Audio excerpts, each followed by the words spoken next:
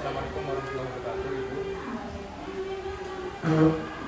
Sebelumnya, perkenalkan kami dari mahasiswa PPJ Perjabatan ingin mewawancarai Ibu terkait dengan penerapan desain thinking di sekolah.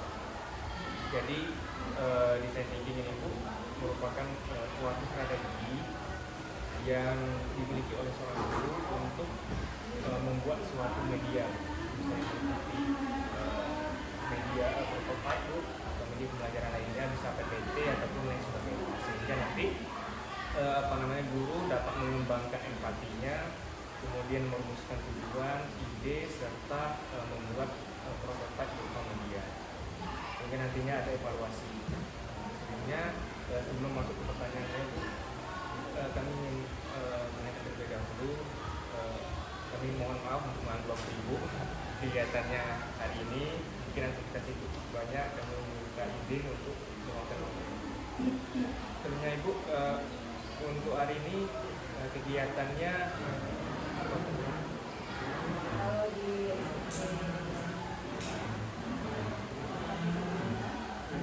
kegiatan hari ini, kebetulan harinya adalah hari Kamis dan Ibu kebetulan ngajar bahasa.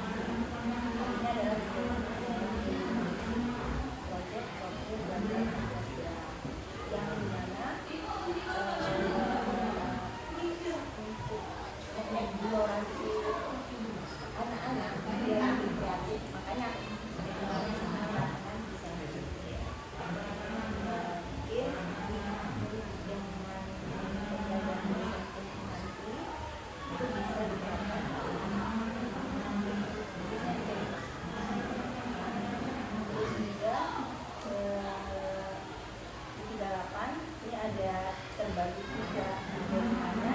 Yang pertama untuk kelas 9 karena 38 sudah seluruhnya pakai kurikulum berbeda, sehingga untuk 3 rombel semuanya pakai tema. Untuk kelas 9 kita hari Selasa, untuk kelas 8 hari Rabu, dan untuk kelas 9 hari Kamis. Kita sistemnya sistem per minggu, bukan per blok.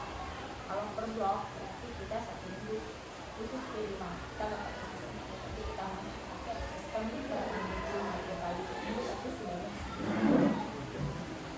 Kalau untuk Ibu, kalau untuk tema dari kegiatan P5 ini, Bu, itu setiap minggunya berubah-ubah atau hanya sama gitu? Setiap minggunya tetap kegiatannya, misalnya senam pasti kan itu sama, tapi kegiatan lainnya seperti kemarin tidak salah itu ada kegiatan permainan-permainannya gitu, untuk materi. ya materinya gitu.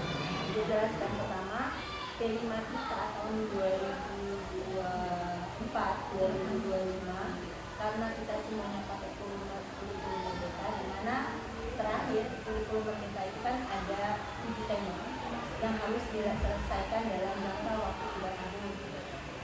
Tema itu masing-masing demokrasi, kan ada 7 tema. Ini anak kelas 9 dia sudah melalui demokrasi, sudah melalui kemarin rekayasa.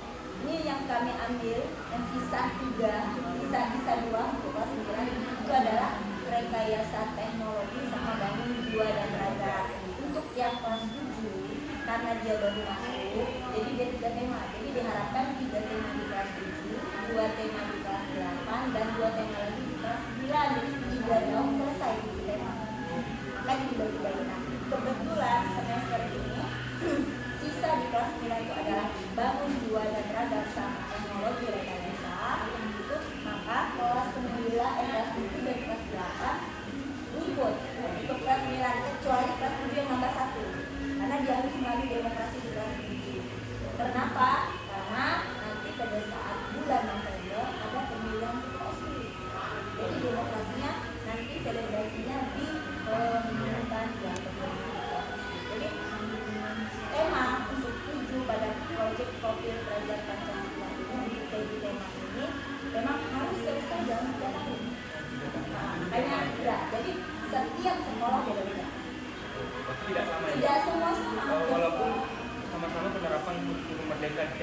Ya. tapi penerapan P5-nya berbeda. Beda ya. Itu kan 7 tema. Tapi 7 tema itu harus dijalani semua sekolah. P5-nya ini umum. Tapi ada yang saya dengar di SMP 15 dia mengambil kemarin tema Bhinneka Tunggal Ika. Dia 2 kali. Jadi 2 kali, maksudnya 2 kali. Pertama diterapkannya di kelas 7, kedua kali diterapkan kelas 8, terus kelas 8 kan naik Bhinneka Tunggal Ika. Barengan dengan kelas 7, tapi lain, beda penerapannya. Yang pertama pakai ayat, tapi pas yang kelas 7 dibawakan tetap dalam tema tersebut. Ya, tetap pokoknya selesai dalam 3 tahun di SMP. Artinya digabung ya 7 tema untuk kelas 1, 8, 9. Iya, tapi dilalurnya karena dia P5 ini selesainya 3 tahun, maka 7 tema itu makanya lebih banyak difokuskan di kelas 7. 3 tema, 2 di kelas 8, 2 di kelas 9. Jadi kami mengambil tema-tema yang memang waktunya cukup panjang. Kan gaya hidup berkelanjutan kemarin semester 9 kan, di kelas 8. Jadi kelas 9 sekarang itu bisa 2 tema. Dan yang lain ikut. Nanti setelah keluar, kita ikut yang kelas 8 naik kelas 9. Sisa tema dia berapa? Jadi fokus kita jangan jangan sampai yang ini lain tema, kita bingung. Ya kan? Penerapannya nanti terus masing-masing punya koordinasi masing-masing untuk kelas 8, kelas 3 gitu. Nanti kalau untuk penerapan Umar untuk kelas 9 dimulai pada semester ini ya? Iya. Umar yang materinya, tapi mereka sudah menjawab. Karena anak kelas 9 sekarang ini kan yang kelas 3 sudah ada. Oh iya. Kelas 8-nya sudah Umar, tapi penerapan kelas 9-nya yang baru tahun ini. Artinya kalau materinya sudah sebelumnya ya Bu ya? Iya, mereka sudah dapat Umar. Cuma penerapan kelas 9-nya yang baru. Kemudian Bu, tadi kan sudah menyinggung terkait dengan P5 juga itu kan berhubungan erat juga dengan desain thinking ya. Oke, sekarang kami mau nanya Ibu sebagai guru di SMP 28 Palembang, selama Ibu mengajar itu apakah pernah Ibu menerapkan desain thinking kepada peserta? Kalau desain thinking yang belum. Karena pertama kendalanya apalagi kita sudah tahu kan di sini pertama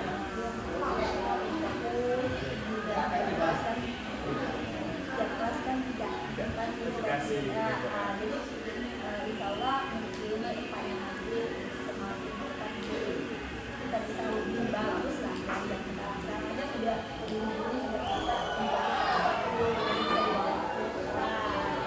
karena kita nggak bisa menentukan yang namanya sekarang, jadi fasilitas yang ada tapi kita meminimal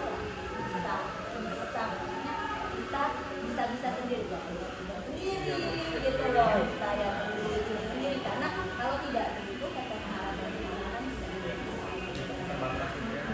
ada kan bisa sendiri karena ya belum apa ya saya aja menerapkan baru ada anak itu senang apalagi seringnya dengan SPP jadi relasi mereka kolaborasi mereka mungkin itu anak itu kan memang itu yang bukan di bawah semua ya karena kita dengan donasi ya. Juga jadi terbatas karena ada kelas 9 mungkin ada yang fokusnya gitu Bu. Kalau kelas 7 mungkin terlihat sulit Bu untuk menerapkan desain thinking karena itu terbatas dan juga siswanya serta dirinya juga banyak faktor Bu. Makanya desain thinking kalau dilihat secara teori memang desain thinking penting jadi biar mereka berhasil kritis, kreatif, dan kolaboratif. Dan mudah-mudahan bisa sambil berjalan dan sambil berjalan. Kemudian Bu, kan tadi Ibu menjelaskan bahwa design thinking sangat penting bagi peserta didik dalam menumbuhkan pemikiran yang kritis kan Bu. Menurut Ibu, mengapa design thinking itu menjadi suatu solusi bagi peserta didik di zaman sekarang itu? Ya karena dengan melalui pendekatan sepertinya kalau kita teori ya, pendekatan bidang desain ini yang pasti anak-anak bisa awalnya mengidentifikasi masalah, terus dia mencari solusi juga, terus bisa mengidentifikasikannya. Jadi istilahnya di sini bukan kita yang mengidentifikasi, tapi anak maunya. Itu lebih mudah. Jadi anak disuruh menyelesaikan masalah dengan caranya sendiri. Itu kan yang diharapkan mereka dari anak itu gitu. Selanjutnya Ibu terkait dengan hal tersebut tadi sudah terkait dengan mengapa pentingnya design thinking, kemudian Ibu juga sudah menjelaskan bahwa design thinking sangat perlu menjadi solusi bagi peserta didik di zaman sekarang. Kemudian kan ada penerapan design thinking, tentunya tadi ada perlu dukungan dari manajemen sekolah. Menurut Ibu, mengapa hal tersebut perlu dari dukungan manajemen sekolah untuk menerapkan design thinking di sekolah? Tadi balik-balik tadi, sesuatu desain thinking itu dapat diterapkan kalau sekolah didukung. Bagaimana kita melaksanakan desain thinking kalau tadi fasilitasnya tidak ada, manajemen sekolah juga. Jadi manajemen memiliki peran kunci sebenarnya dalam menyediakan sumber daya kan gurunya. Kebijakan, bagaimana sekolah mengelola kebijakannya, kan terus dukungan tadi fasilitas segala macam. Jadi dengan tepat guru dapat lebih mengintegrasikan prinsip-prinsipnya desain dalam kurikulum kita melalui jadi guru itu memang sumber daya dari situ lah kunci. Dari pelaksana desain thinkingnya kan. Dan selanjutnya Ibu tadi sudah terkait dengan betapa pentingnya solusi dan juga manajemen sekolah terkait dengan penerapan desain thinking di sekolah. Kemudian dari kemampuan berpikir kritis tentang kreativitas itu kan maka dari strategi namanya desain thinking. Mengapa kemampuan berpikir kritis dan kreatif tadi perlu ditingkatkan melalui pendekatan ataupun strategi desain thinking? Tadi balik lagi ke teorinya bahwa desain thinking itu sebenarnya tadi mengembangkan pemikiran dengan desain thinking ini kan timbul keterampilan anak karena anak kreatif gitu. Jadi istilahnya untuk kemampuan berpikir kritis mereka melalui desain thinking karena kita bukan berpusat pada siswanya. Terus diharapkan ke depannya dengan dia bisa menyelesaikan masalahnya sendiri, dia juga akan mengimplementasikan cara dia berpikir untuk masalah yang ditemukan sehari-hari. Ya kan ada hubungannya kan itu kan. Kalau anak kayak nggak usah jauh-jauh, yang ajar matematika. Matematika itu kan kalau menyelesaikan satu soal itu kan sudah ya harus kayak gini. Memang orang matematika identik dengan dia orangnya sesuai dengan jalur. Dia nggak mau matematika karena cara berpikir kami kalau suatu soal terserah itu kalau di kelas kalau mereka menyelesaikan soal dia sama mereka buat langkahnya tapi kayak gini ada ditanya ada ditanya ada jawab harus jadi kita kalau udah soal langsung jawab itu kan lucu seperti kita masuk rumah orang sama dengan pekerjaan ini ketika mereka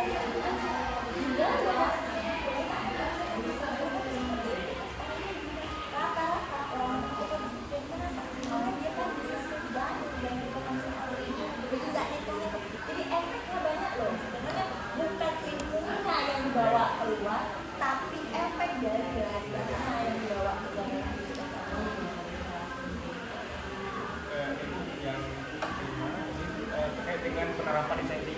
dapat membantu peserta didik mengatasi masalah yang kompleks secara efektif. Tadi juga Ibu sudah menjelaskan harusnya tadi Ibu sudah merangkum semuanya sebenarnya. Sudah nyambung ke pertanyaan kelima ini. Karena secara kompleks Ibu tadi sudah menjelaskan baik dari ini kita tentang solusi itu baik dari bagaimana pentingnya desain thinking, solusi mengapa harus desain thinking diterapkan di sekolah, kemudian manajemen sekolah kan menjadi solusi untuk guru dalam menerapkan desain thinking. Juga secara kompleks sudah menjelaskan. Ini terkait dengan hambatannya lagi. Iya, Kak, saya sudah juga Bu terkait dengan hambatan.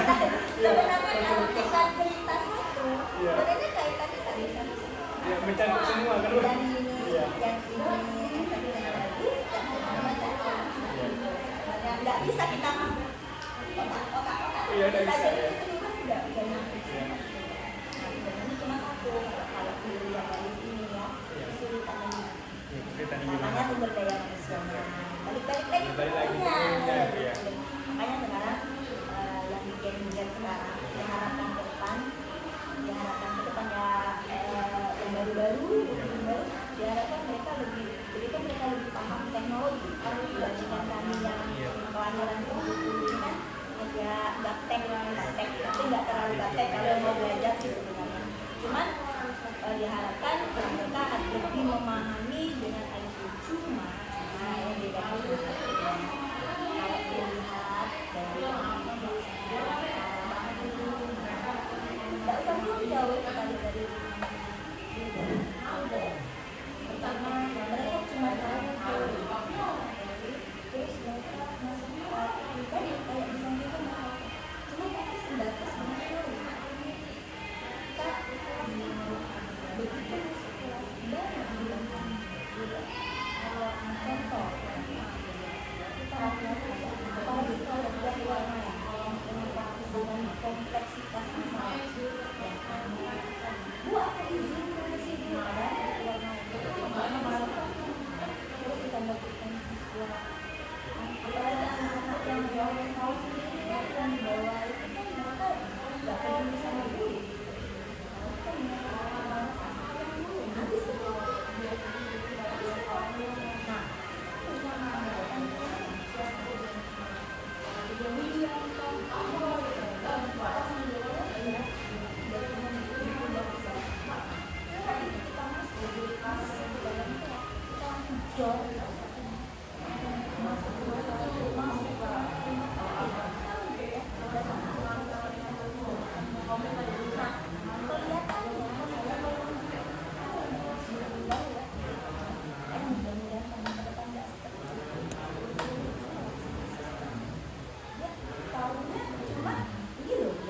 bagus memang modifikasi tanpa segala macam medianya bagus tapi anak nggak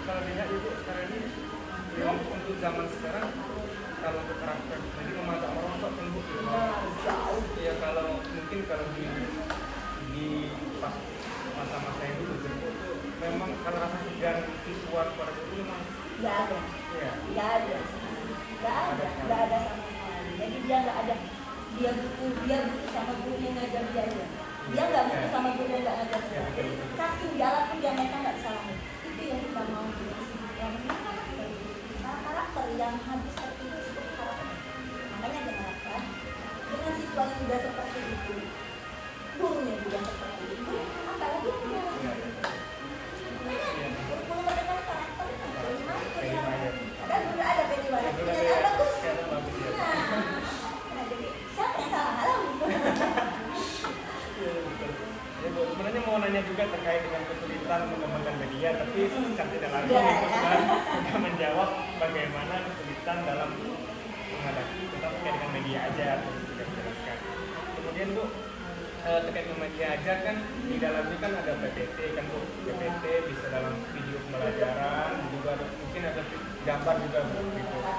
Ya, terkadang Bu, guru juga merasa kesulitan dalam mencari materi untuk dibuatkan media PPT gitu.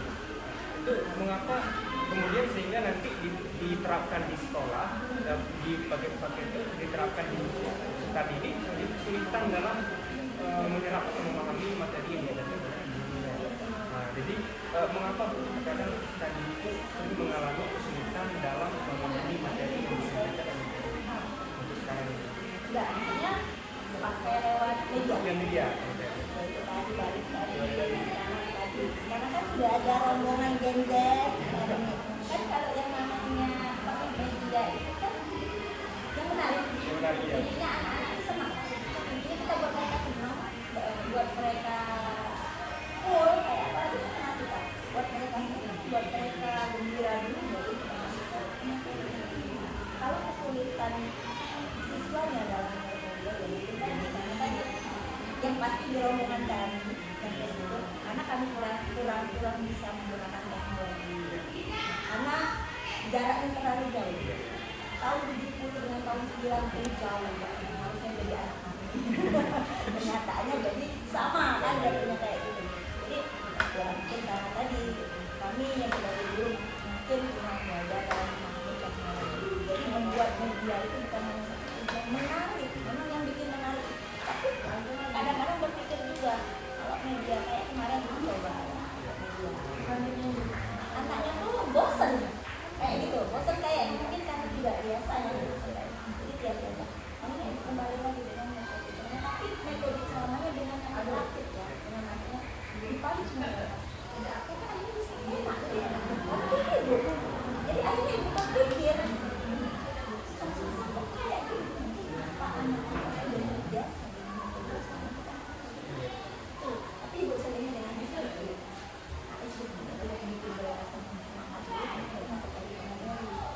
Ibu terkait dengan tersebut kami sebagai guru yang sekarang dan Bu pada menjadi guru itu sulit dalam menerapkan materi ataupun menyampaikan materi kepada peserta didik beda dengan guru-guru yang walaupun kami tidak belajar istilahnya di luar tapi materi disampaikan gitu itu bedanya karena kami memang bukannya legal bukannya lagi mengajar itu sudah ada di otak itu sebenarnya kami sebagai guru merasakan juga gitu Bu ketika masuk ke kelas apa yang disampaikan apa yang ingin dibicarakan ya. Tapi nanti ditanya seperti ini nggak bisa dijawab gitu. Nah, seperti itu mungkin kelemahan untuk kami sebagai guru yang di zaman sekarang gitu beda dengan guru yang masa itu dulu gitu. Iya benar karena tadi mungkin karena pertama tuntutan materi yang semua ada jadi kita pikir harus selesai padahal sebenarnya kita kan diberi kekuasaan misal dalam mobil ajar itu dibuat dua kali pertemuan kan namanya tumbang kalau kita kalau waktu masuk siswanya harus on pada masa masuk siswanya itu akhirnya kan tidak masuk ke 80 menit itu tidak bisa kita jadi kita intinya aja kita menyampaikan ini ke anak kita cari cara bagaimana supaya itu masuk ke mereka ya kalau banyak yang bayangkan lah dalam pada saat masuk dan ini belum kita itu harus waktu yes kan padahal intinya kita harus mengajar apa bisa yang bilang kurang ini kita kalau itu bisa dikerjakan dalam bisa dua materi itu dua pertemuan kan bisa dibuat nanti kita udah di kelasnya oh ini sudah masuk mereka udah masuk ya udah kita secara teori aja gitu aja pelaksanaan jadi yang punya kemerdekaan sendiri gitu. Oke Bu ini yang terakhir tadi sudah menjelaskan beberapa hambatan tentunya dan misalnya hambatan untuk sumber dayanya ya Bu ya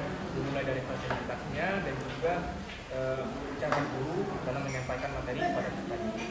Dan yang terakhir Bu, sekarang Bu, kita sebagai guru Bu, itu bagaimana kira-kira menurut Ibu jika kita sering menanyakan padahal pertanyaan cukup mudah untuk dijawab kepada peserta didik. Ketika kita menanyakan pertanyaan tersebut secara spontan, peserta didik terkadang kurang mengerti gitu. Sulit untuk menjawab pertanyaan yang kita lontarkan, padahal pertanyaan yang kita berikan cukup mudah untuk dijawab. Tadi itu bagaimana, mengapa hal tersebut?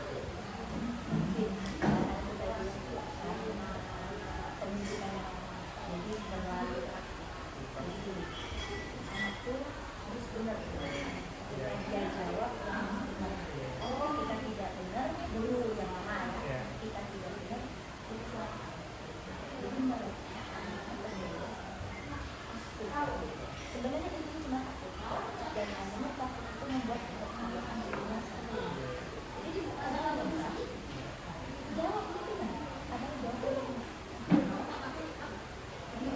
dan kita kasih jangan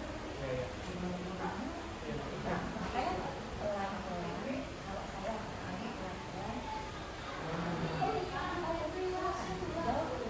Walaupun salah ya Bu.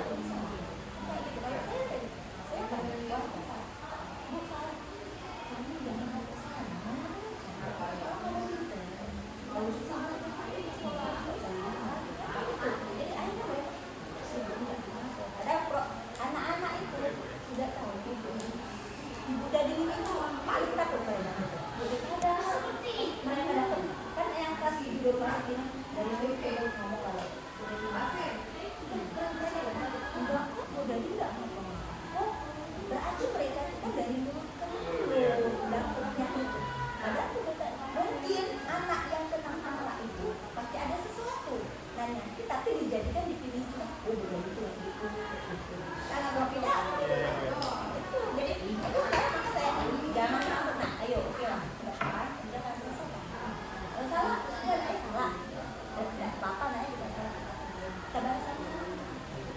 Ya, artinya Bu, kalau peserta didik takut untuk mengungkapkan pikiran mereka terhadap pertanyaan yang dilontarkan oleh guru, bukan karena mereka tidak tahu jawabannya ya, tapi karena rasa takut ya. Dan takut salah dan berefek ke nilai itu yang mereka tengah sekolah. Iya Bu ya.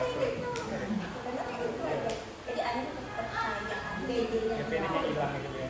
dan itu yang salah kalau zaman dulu itu yang makanya sekarang ini justru itu dibenerin tapi yang bilang karakter itu dia takut bukan kita kepengen dia takut sama gurunya anak sekarang kan takut takut dulu kenapa kita bukan karena kita kalau kita mendengarkan disiplinnya ya mereka tahu oh kita masih ya yang bilang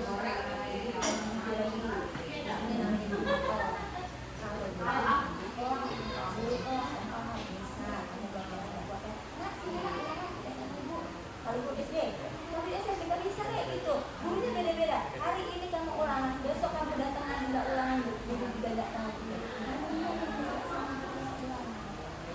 Apalagi sekarang semester, jadi sekarang kalau ibu PR sebelum ngaji sudah ada di atas itu. Terserah mau ibu koreksi apa kita punya. Anak kan sudah belajar jam 3 mereka mengerjakan semua. Iya, itu yang bisa diambil dari guru lama.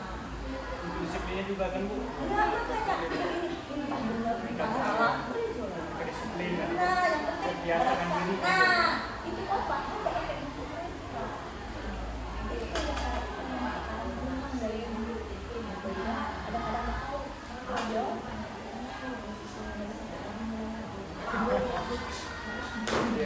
nanti ketemu nanya oh si A ini berarti kamu ada Tidak ada. kan hantu dari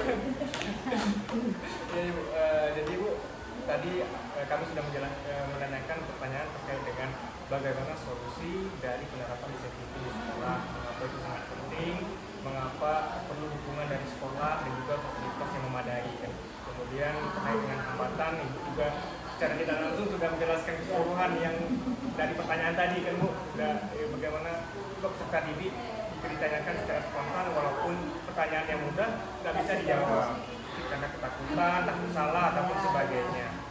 Jadi yang dapat saya simpulkan seperti itu penjelasan Ibu, bahwa design thinking sangat penting, tapi untuk menerapkannya perlu fasilitas yang memadai dan sumber daya yang cukup. Mungkin sekian Bu yang bisa kami sebagai mahasiswa PG tanyakan kepada Ibu. Kami sangat cukup dengan jawaban dari Ibu. Semoga ini juga membantu kami Bu untuk nantinya ke depannya jika diberikan kepentingan nyata gitu, mengajar kami bisa mempelajari apa yang perlu kami tingkatkan, apa yang perlu kami siapkan untuk menjadi seorang guru yang profesional. Mungkin sekian Bu. Assalamualaikum, terima kasih atas waktunya Ibu. Assalamualaikum.